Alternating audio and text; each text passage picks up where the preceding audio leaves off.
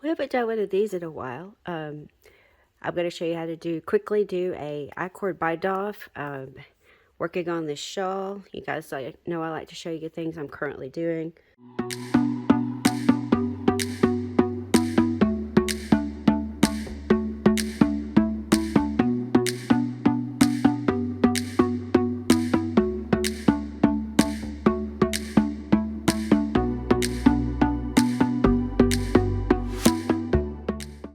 I-cord bind off's really easy to do. You just do the same thing over and over again. You knit 2 stitches and then knit the next 2 stitches through the back together through the back loop.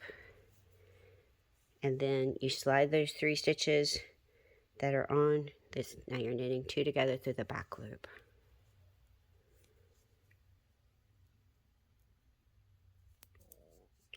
Then you just slide these 3 stitches back to your left hand needle and do it all over again. Knit 2,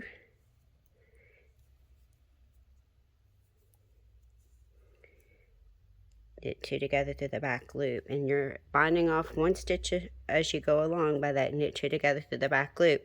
Knitting 2 stitches together through the back loop gives a really nice stretch to your knitting. This is what it looks like. It is a great bind off because it gives a really nice finished edge to whatever you're making. You see how that looks? There's I-cord all along the shawl, so it makes sense that he would bind this off with an I-cord bind off, and it is pretty stretchy, so I'm going to be able to pull these points a little bit. See how it's normally going into a point. I'll be able to stretch this out after I block it a little bit and create that with the design.